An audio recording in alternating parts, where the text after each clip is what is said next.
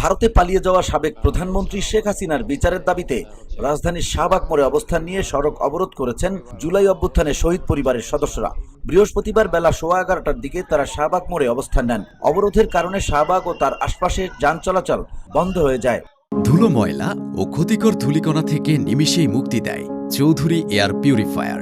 এর শক্তিশালী সাকশন ঘরের কোনায় কোনায় লুকিয়ে থাকা সকল ধুলা টেনে ফিল্টার করে এবং বের করে আনে নির্মল ও স্বাস্থ্যকর হাওয়া। এ সময় অবরোধকারী কয়েকজনের হাতে গণঅভ্যুত্থানে নিহতদের ছবি ও ন্যায় বিচারের আহ্বান সংবলিত প্ল্যাকার্ড দেখা গেছে। তারা শেখ হাসিনাকে ভারত থেকে দ্রুত দেশে ফিরিয়ে এনে বিচারের মুখোমুখি করার আহ্বান জানান।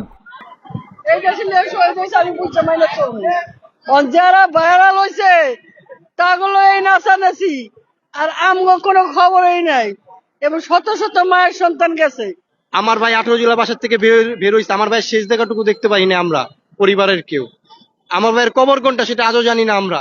34 দিন পর জানতে পারছি আমার ভাইকে বেয়ারিশ ভাবে দাফন করা হয়েছে রায়ের বাজার বুদ্ধিজীবী কবরস্থানে। ওখানে 114টা কবর, 114টা কবর আছে। এই বৈষম্য বিরোধী ছাত্র আন্দোলনের 2024-এর সবচেয়ে যদি হতভাগা শহীদ হয় তাহলে তারা, কারণ তারা এখনো বেয়ারিশ ভাবে শুয়ে আছে রায়ের বাজার বুদ্ধিজীবী কবরস্থানে 4 নম্বর ব্লকে। বেয়ারিশ সার্টিফিকেটে লেখা ছিল 18 জুলাই কাজলা মহাসড়কে তাকে টর্চার করে, ওই রাতে যে রাতে আমার ভাই বের হয়েছে 18 জুলাই তাকে টর্চার করে, প্রথমে টর্চার করছে, তারপর টর্চার করার পর পিছন থেকে গান শট দিয়ে 3টা গুলি করছে। আন্দোলনকারীরা বলেন, আমরা গণহত্যার বিচার ও সরকারি স্বীকৃতির দাবিতে অনেকের দুয়ারে গিয়েছি, কিন্তু সহানুভূতির পরিবর্তে অবহেলা পেয়েছি। আমার ছেলে মারা গেছে, কোনো আজ পর্যন্ত কোনো বিচার পাই নাই, কোনো বিচারের কোনো কেউ আমার ঘরে গিয়ে সান্ত্বনা দেওয়া নিয়ে কোনো লোক কাজ নাই। সরকারের কাছে একটাই দাবি, ছেলে হত্যার বিচার চাই শুধু এই জন্য। আর একথা, আমাদের পাশে কেউ নাই, আমাদের তাড়ানোর মতন কোনো মানুষ নাই, আমাদের কোনো খোঁজ খবর নিতে আসছে না।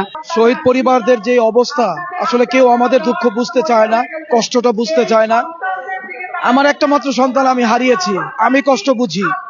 যারা বোঝে না তাদের সাথে, তারা আমাদের সাথে খুব খারাপ ব্যবহার করছে। তারা আরো বলেন, ক্ষমতায় থাকা ব্যক্তিদের দৃষ্টি আকর্ষণ করার জন্য আমরা ব্যস্ততম মোড় অবরোধ করেছি, এটাই আমাদের শেষ অবলম্বন। VOD Bangla news desk.